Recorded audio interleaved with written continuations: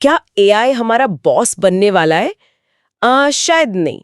लेकिन एक नई रिपोर्ट कहती है कि 2026 तक एआई हमारा सबसे अच्छा टीममेट जरूर बन सकता है। बिल्कुल। और आज हम इसी पर बात करने वाले हैं। देखो, हम सब ने चैट जीपीटी जैसे जेनरेटिव एआई को यूज किया है, जो कंटेंट बनाता है। हाँ बिल्कुल। लेकिन अब हम एक ऐसे दौर में जा रहे हैं जहां एआई सिर्फ कंटेंट नहीं बनाएगा, बल्कि हमारे लिए काम भी करेगा। हाँ, मतलब एक ऐसा एआई जो सिर्फ छुट्टी की अर्जी नहीं लिखेगा, बल्कि शायद हमारे बॉस से छुट्टी अप्रूव भी करवाएगा। शायद उतना भी नहीं, पर हाँ, करीब करीब वैसा ही। आज हम इसी बड़े बदलाव को समझने वाले हैं, जेनरेटिव एआई से एजेंटिक एआई की तरफ। हमारी चर्चा का आधार है ईवाई की एक बहुत ही दिलचस्प report, the idea of India outlook 2026। तो चलो इसी पर थोड़ी गहराई से बात करते हैं। समझना है कि ये नई एजेंटिक एआई तकनीक असल में है क्या, और भारत के बिजनेस, हमारे काम और हमारी रोजमर्रा की जिंदगी के लिए इसके क्या मायने हैं। हम सिर्फ बातें करने वाले एआई से आगे बढ़कर एक डिजिटल वर्कफोर्स की बात कर रहे हैं। ठीक है, तो सबसे पहले बिल्कुल बेसिक से शुरू करते हैं। ये एजेंटिक एआई क्या भला है? ये उस एआई से कैसे अलग है जिसे हम आज इस्तेमाल कर रहे हैं? देखो, बड़ा सिंपल सा फर्क है। जनरेटिव एआई को आप एक क्रिएटिव राइटर समझो। आप उसे टॉपिक देते हो, वो आपको एक आर्टिकल या एक तस्वीर बनाकर दे देता है। लेकिन एजेंटिक एआई एक प्रोजेक्ट मैनेजर की तरह है। वो सिर्फ प्लान नहीं बनाता, बल्कि उस प्लान को पूरा करने के लिए एक्शन भी लेता है। अच्छा, मतलब ये सिर्फ सोचता नहीं, काम भी करता है। एग्जैक्टली। वो योजना बनाता है, काम करता है और लक्ष्य तक पहुंचने के लिए जरूरत के हिसाब से खुद को बदलता भी है। उसे हर कदम पर हमसे पूछने की जरूरत नहीं होती। कोई उदाहरण? हाँ, एक उदाहरण से समझते हैं। मान लो एक सिंगल एजेंट एआई है। आप उसे कहते हो, मेरे लिए अगले हफ्ते की गोवा ट्रिप प्लान करो। ओके, तो वो मुझे गोवा के होटल्स और फ्लाइट्स की एक लिस्ट भेज देगा? नहीं, वो उससे कहीं ज्यादा करेगा। वो सिर्फ लिस्ट नहीं देगा, वो तुम्हारी पिछली बुकिंग्स देखेगा, तुम्हारा बजट समझेगा, सबसे अच्छी फ्लाइट्स ढूंढेगा। अच्छा। तुम्हारे पसंदीदा सी फेसिंग होटल में बुकिंग करेगा, गोवा का मौसम चेक करेगा और यहां तक कि एयरपोर्ट से होटल तक की कैब भी बुक कर देगा। ये सब कुछ वो खुद करेगा।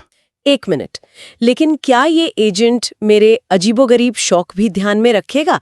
जैसे मुझे सिर्फ ऐसा होटल चाहिए जो पालतू जानवरों को भी आने दे और जहां वीगन खाना मिलता हो। क्या ये इतना स्मार्ट है? बहुत अच्छा सवाल है। हाँ, बिल्कुल। एक अच्छा एजेंटिक एआई तुम्हारे ईमेल, कैलेंडर और पिछली बातचीत से ये सब सीख सकता है। तुम उसे जितनी जानकारी दोगी, वो उतना ही बेहतर और पर्सनल प्लान बनाएगा। वाह। और इसी से जुड़ा एक और कॉन्सेप्ट है मल्टी एजेंट सिस्टम का। अच्छा, वो क्या है? सुनने में तो किसी साइंस फिक्शन फिल्म जैसा लग रहा है। इसे एक डिजिटल टीम की तरह समझो। जैसे एक ऑफिस में मार्केटिंग टीम होती है, एक रिसर्च करता है, दूसरा डेटा एनालाइज करता है, तीसरा कैंपेन चलाता है। ठीक है। मल्टी एजेंट सिस्टम में यही काम अलग अलग एआई एजेंट्स करते हैं। एक रिसर्च एजेंट, एक डेटा एजेंट, एक एक्शन एजेंट। फर्क बस इतना है कि ये टीम 24 घंटे काम करती है। हाँ, 24/7, बिना थके और बिना कॉफी ब्रेक के। कमाल है। तो वो कौन सी खासियतें हैं जो इसे इतना ताकतवर बनाती हैं? इसके कई फीचर हैं, लेकिन 2-3 सबसे जरूरी हैं। एक है ऑटोनॉमी, यानी बिना किसी के कहे खुद फैसले लेना।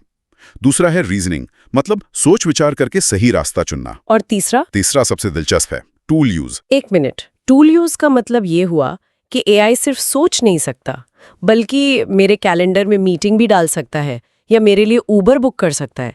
मतलब ये असल में दुनिया में काम कर सकता है। बिल्कुल सही पकड़ा, यही तो गेम चेंजर है। वो बाहरी ऐप्स और वेबसाइट्स का इस्तेमाल करके काम को अंजाम दे सकता है, और साथ में मेमोरी और एडेप्टेशन भी है, यानी वो अपने पुराने अनुभवों और गलतियों से लगातार सीखता रहता है। ये सुनने में तो भविष्य की बात लगती है, लेकिन ईवाई की रिपोर्ट कह रही है कि ये भविष्य भारत में बहुत तेजी से आ रहा है। ऐसा क्यों? देखो, ये भविष्य नहीं, बल्कि आज की हकीकत बन रहा है।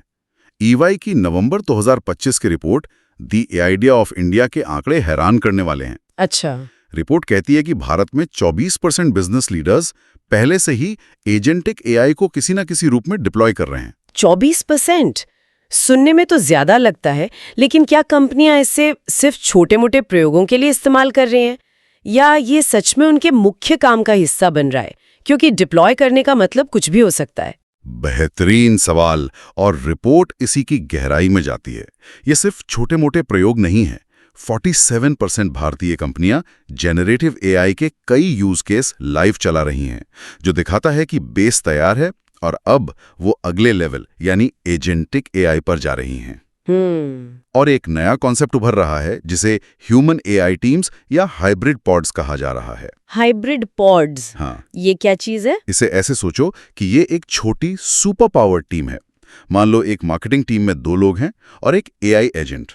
इंसान स्ट्रेटेजी और क्रिएटिव आइडिया पे काम करते हैं कि कैंपेन का मैसेज क्या होगा, राइट। जबकि एआई एजेंट हजारों कस्टमर कमेंट्स और सेल्स डेटा का विश्लेषण करके बताता है कि कौन सा आइडिया सबसे ज्यादा चलेगा और किस शहर में कौन सा ऐड दिखाना है। इसी जुगलबंदी को हाइब्रिड पॉड कहते हैं। अच्छा, तो मतलब इंसान और मशीन मिलके काम कर रहे हैं। बिल्कुल, एक डिजिटल वर्कफोर्स तैयार हो रही है जो इंसानों के साथ काम करेगी। एआई एजेंट्स को एक अनंत वर्कफोर्स की तरह देखा जा रहा है। वो थकते नहीं, नौकरी नहीं छोड़ते और सबसे दिलचस्प बात, वो एक साथ सीखते हैं। एक साथ सीखते हैं? मतलब अगर एक एजेंट कोई नई चीज सीखकर बेहतर होता है तो नेटवर्क में मौजूद सभी एजेंट्स रातों रात बेहतर हो जाते हैं। इसीलिए EY की रिपोर्ट में 76% लीडर्स का मानना है कि इसका उनके व्यापार पर बहुत बड़ा और सकारात्मक असर पड़ेगा। ये 76% का आंकड़ा सिर्फ एक नंबर नहीं है, ये एक मानसिकता में बदलाव का सबूत लगता है।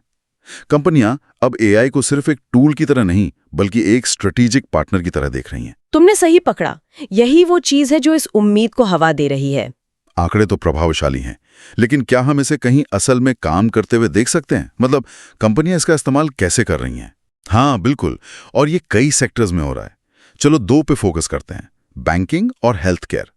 कस्टमर सर्विस में ब्राजील का ब्रेडेस्को बैंक हर महीने लगभग 2,83,000 कस्टमर सवालों को एआई एजेंट से हैंडल कर रहा है। 2,83,000? हाँ, और वो भी 95% सटीकता के साथ। 95% सटीकता तो कमाल है, लेकिन इसका मतलब क्या हुआ?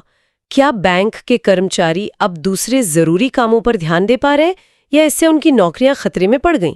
ये एक बहुत जरूरी सवाल है। शुरुआत में इसका मतलब यह है कि जो लोग पहले बार बार पूछे जाने वाले सवालों के जवाब देते थे, अब वो उन कस्टमर्स की मदद कर रहे हैं जिनकी समस्याएं ज्यादा मुश्किल हैं। इससे कस्टमर सर्विस बेहतर हुई है। आगे चलकर नौकरियों पर असर जरूर पड़ेगा, जिस पर हम बाद में बात करेंगे। ठीक है, और हेल्थ केयर में क्या हो रहा है? हेल्थ केयर में तो इसके नतीजे और भी शानदार हैं। एस्ट्राजेनेका, जो एक बड़ी दवा कंपनी है, वहां एआई एजेंट्स ने 4 लाख से ज्यादा रिसर्च दस्तावेजों को स्कैन और एनालाइज करके कंपनी के $10 मिलियन बचाए। $10 मिलियन? हाँ, ये वो काम था जिसे करने में इंसानों को महीनों लग जाते। अब वो पैसा नई दवाओं की रिसर्च में लगाया जा रहा है। वाह! इसके अलावा एजेंट्स भारत के छोटे शहरों में डॉक्टरों की मदद के लिए एक्सरे और MRI स्कैन की शुरुआती जांच भी कर रहे हैं। ये तो हुई बड़ी कंपनियों की बातें, जो सुनने में थोड़ी दूर की लगती हैं। लेकिन इस तकनीक की सबसे दिलचस्प बात ये है कि ये सिर्फ बोर्डरूम तक सीमित नहीं रहने वाली। इसका असर तो हमारे आपके किचन और ऑफिस डेस्क तक पहुंचेगा, है ना? 2026 में मुंबई या दिल्ली के एक आम इंसान के लिए इसका क्या मतलब होगा? सोचो, तुम्हारी सुबह कैसी होगी? तुम उठती हो और तुम्हारा पर्सनल एआई एजेंट तुम्हें बताता है, गुड मॉर्निंग, आज वेस्टर्न एक्सप्रेस हाईवे पर बहुत ज्यादा ट्रैफिक है, मैंने तुम्हारे लिए 15 मिनट पहले की कैब बुक कर दी है। अच्छा। और तुम्हारी 10 बजे वाली मीटिंग मैंने रीशेड्यूल करने के लिए एक ईमेल ड्राफ्ट कर दिया है, बस तुम्हें सेंड बटन दबाना है। मतलब मेरी आधी टेंशन तो सुबह ही खत्म हो गई। और अगर मैं एक फ्रीलांसर या छात्र हूं तो तुम अपने एजेंट को बस एक कमांड दे सकती हो, इस प्रोजेक्ट के लिए इंटरनेट से सारी जरूरी रिसर्च करो, एक प्रेजेंटेशन का पहला ड्राफ्ट बनाओ और मेरे बॉस या प्रोफेसर को अपडेट देने के लिए एक ईमेल लिख दो। तुम्हारा काम सिर्फ उसे रिव्यू करके अंतिम रूप देना होगा। घर के कामों के बारे में क्या? बिल्कुल, तुम अपने एजेंट को कह सकती हो, देखो घर में कौन सा सामान कम है, उसकी लिस्ट बनाओ, बिग बास्केट और Amazon पर सबसे अच्छी डील्स ढूंढो और मेरे बजट के अंदर रहकर ऑर्डर कर दो। अरे, ये घर के सामान वाला आइडिया तो मेरी जिंदगी बदल देगा। मैं हर हफ्ते यही भूल जाती हूँ कि दूध खत्म हो गया है। या फिर बच्चे के गणित के होमवर्क में मदद करो और उसे हिंदी में स्टेप बाय स्टेप समझाओ। तो ये जो हम शुरू में बात कर रहे थे AI एज ए टीममेट की, वो अब समझ आ रहा है। एक डेवलपर के लिए इसका क्या मतलब होगा? एक सॉफ्टवेयर डेवलपर अब शायद कोड की हर लाइन खुद नहीं लिखेगा। वो अपना ध्यान बड़े और रचनात्मक आर्किटेक्चर पर लगाएगा कि आपका डिजाइन कैसा हो, जबकि उसका AI एजेंट, उसका जूनियर डेवलपर, कोड लिखेगा, उसे टेस्ट करेगा और उसमें सुधार भी करेगा। तो AI डेवलपर का बॉस नहीं बना, बल्कि उसका सबसे मेहनती जूनियर बन गया जो सारा बोरिंग काम कर रहा है। एग्जैक्टली। तो क्या मैं इससे अपनी डेट भी प्लान करवा सकती हूँ? बिल्कुल। बस ये मत उम्मीद करना कि वो तुम्हारे लिए फूल भी लेकर आएगा, अभी के लिए। हाँ लेकिन हाँ, तुम कह सकती हो मेरे लिए एक डेट प्लान करो।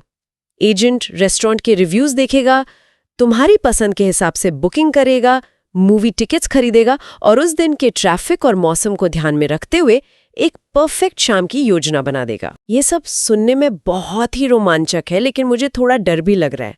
क्या इसमें कोई चुनौती या खतरा नहीं है? क्या सब कुछ इतना आसान है? नहीं, बिल्कुल नहीं। और इन चुनौतियों को समझना बहुत जरूरी है। सबसे पहली और बड़ी चुनौती है हैलुसिनेशन। हैलुसिनेशन मतलब एआई का झूठ बोलना। हाँ, एक तरह से इसका मतलब है एआई का कभी-कभी गलत या मनगढ़ंत जानकारी देना। इसीलिए इंसानी निगरानी यानी ह्यूमन ओवरसाइट बहुत जरूरी है। हमें एआई को आंख बंद करके भरोसा करने की जगह उसे एक काबिल लेकिन नए इंटर्न की तरह देखना होगा, जिसके काम को चेक करना जरूरी है। और गवर्नेंस का मुद्दा भी होगा, मतलब भरोसा और नैतिकता। कौन जिम्मेदार होगा अगर एआई कोई गलती कर दे? बिल्कुल, हमें नियम और कानून बनाने होंगे कि इन एजेंट्स का इस्तेमाल जिम्मेदारी से हो। और सबसे बड़ा सवाल जो हर किसी के मन में है, नौकरियों का क्या होगा? हाँ, ये सबसे बड़ा डर है। क्या ये हमारी नौकरियां खत्म कर देगा? देखो, ये नौकरियों को खत्म करने से ज्यादा उनके रूप को बदलने वाला है। इसमें कोई शक नहीं कि बैक ऑफिस, डेटा एंट्री और एडमिन जैसे रूटीन काम बड़े पैमाने पर ऑटोमेट होंगे। ये वो काम है जो दोहराव वाले हैं। लेकिन इसके साथ ही एआई की निगरानी करने, उसे ट्रेनिंग देने और उसके नतीजों को परखने जैसी नई भूमिकाएं भी पैदा होंगी। तो इसका मतलब है कि हमें नई चीजें सीखनी होंगी। हाँ, अपस्किलिंग और रीस्किलिंग, यानी नई चीजें सीखना और पुरानी स्किल्स को अपडेट करना सबसे जरूरी होगा। हमें यह सीखना होगा कि एआई को सही निर्देश कैसे दें, जिसे प्रॉम्प्ट इंजीनियरिंग कहते हैं। हमें एआई के काम को जांचने की स्किल डेवलप करनी होगी। ठीक है। मुद्दा यह है कि हम एआई को एक टूल या एक टीममेट की तरह इस्तेमाल करें, ना कि उसे रिप्लेस हो जाने का डर पालें। तो कुल मिला के हम कह सकते हैं कि एआई अब सिर्फ एक असिस्टेंट नहीं है जो हमारे कहने पर काम करता है। ये एक प्रोएक्टिव पार्टनर या टीममेट बन रहा है जो हमारे लिए सोचता भी है और काम भी करता है। तो आज की इस पूरी चर्चा के बाद हम अपने श्रोताओं के लिए एक सवाल छोड़ना चाहेंगे। जरूर। ये सब जानने के बाद एक सवाल सोचने वाला है। अगर कल आपको एक निजी एआई एजेंट मिल जाए, तो आप उससे सबसे पहला कौन सा मुश्किल, उबाऊ या सिरदर्द वाला काम करवाना चाहेंगे जो आपकी जिंदगी को थोड़ा और आसान बना दे? सोचिएगा जरूर।